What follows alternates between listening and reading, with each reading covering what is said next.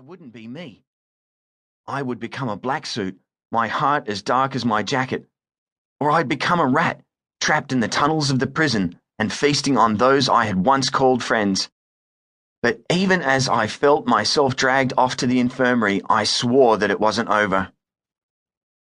Just don't forget your name, Monty had told me. I wouldn't. I died in that room. I would be reborn as something else, something terrible. But I was Alex Sawyer, and I would have my revenge. The IV. Welcome back, old friend. I thought I heard the tunnel walls laughing as I was carried through them, deep chuckles that could have been distant earthquakes. Somewhere inside, I knew it must have been the echo of the black suits, but the injuries in my mind were just as bad as the ones on my skin, and reality was a distant memory. I was living inside a nightmare now, a place where Furnace was a creature that howled with delight as we were pulled back into its belly, dragged to the infirmary. Every atom of my being was in agony.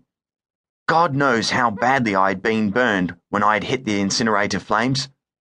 I would have opened my eyes to see if I'd been barbecued, but they wouldn't obey. I would have lifted a hand to check that I still had my eyes, but I couldn't find the strength. I would have screamed, but there was barely enough air in my smoke-ravaged lungs to breathe.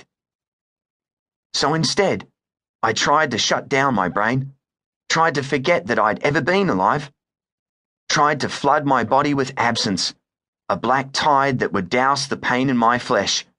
Maybe if I could do that, then death would sneak in, snatch me up right from under their noses. It worked for the fraction of a second until I heard the voice.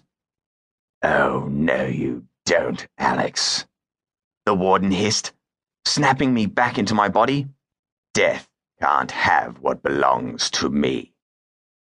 The whisper grew louder, accompanied by wicked shrieks I knew all too well. "Get those wheezers to work. We haven't got long.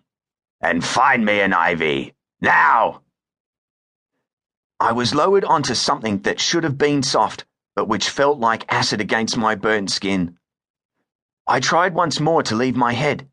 Maybe if I could just escape my skull for an instant, then death would take me, carry me up through the rock toward that sliver of daylight I had glimpsed only minutes ago.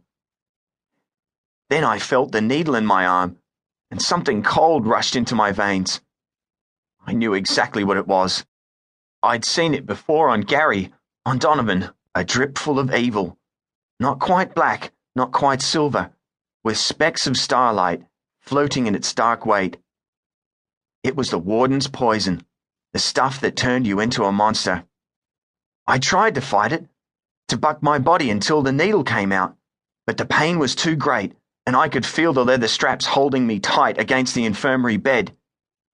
The panic grew like a living thing in my chest, and I made one last mental effort to escape, to leave my flesh behind and vanish like smoke.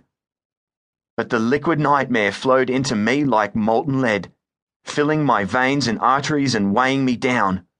And it's impossible to escape anything when the chains are inside you. It was only a matter of seconds before it reached my brain. To my surprise, it numbed the agony. I felt the same way I had years ago, a lifetime ago, when I'd broken my wrist and the doctors had given me morphine. It was like I was no longer connected to anything physical, like my mind was free. I should have known better than to hope. For a blissful instant, I felt nothing. Then the floodgates opened, and something far worse than physical pain burst into my head. This time, I managed to scream. It was as if the warden had ridden into my mind on the wave of poison, because I could swear his voice came from inside my skull. "It's over," he said, the sound of him causing rotten images to sprout from the shadows in my head. I saw something that looked like fly-blown meat, something else that could have been a dead dog, there for only a second before evaporating. The warden continued. "Everything you ever were, everything you are now, and everything you ever